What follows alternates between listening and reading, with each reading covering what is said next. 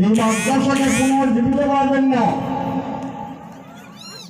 পাগড়ি আছে, পাঞ্জাবি আছে, লম্বা নামাজ পড়ে না, এই মাদ্রাসার অবস্থা হয়েছে, এই মাদ্রাসার অবস্থা হয়েছে। এই জন্য এই মাদ্রাসাকে জিন্দা করা, যে সমস্ত বুজুর্গ এই মাদ্রাসার খুঁটি কেড়ে নিচ্ছে, ওনাদের কি আশা ছিল যে আমরা মারা যাব, এই মাদ্রাসাগুলো চলবে সব আল্লাহ আজাদ থেকে আমরা বাঁচি থাকবো। আমরা পাবলিক 1 টাকা 2 টাকা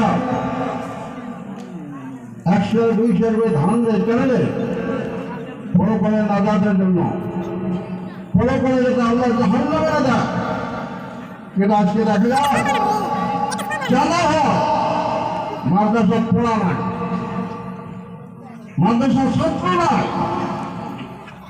মানে আপনাদের কাছে অনুরোধ করলাম, আমরা সিনিয়র মানুষ হিসেবে, সিনিয়র আলেম হিসেবে, মুরব্বী হিসেবে এই জায়গা পার্শ্ববর্তী মাদ্রাসা রাহুল মেহরবানি আছে, পার্শ্ববর্তী মেহরবানি ফরকানি আছে, মাদ্রাসা পূর্ণরূপ দেওয়ার জন্য ছাত্র দেন এবং ওস্তাদগুলার কেয়ার করে লক্ষ্য দেন যে ওস্তাদ খালি কালেকশন করবে না, পড়া পারবে, এটা লক্ষ্য দেওয়ার ব্যাপার। আমরা ছাত্র দেওয়ার জন্য রাজ দিয়েছি, ছাত্র যেন মাদ্রাসার পূর্ণ পর্যায়ে উন্নতি আমলগুলো হয়।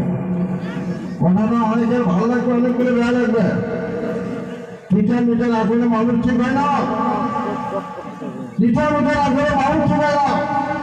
কেন মাদ্রাসা অবস্থায় লোক মাদ্রাসা কেন বানিয়েছে? ছেলে মাদ্রাসা কেন আছে? ছেলে নাই, আসার এটা পাবলিকে কর, মূল শিক্ষক করব, মূল কমিটি করব, বেশ টাকা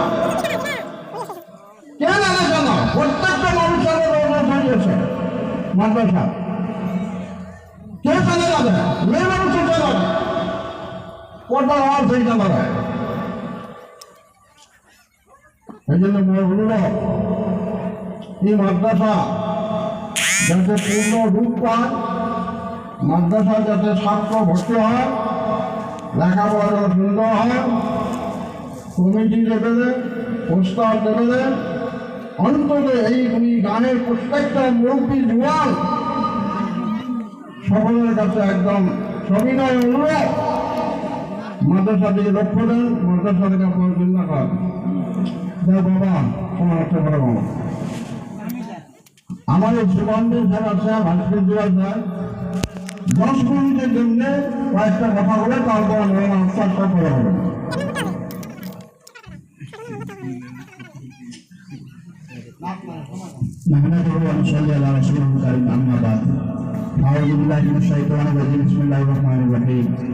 উপস্থিত আজকের এই জলসা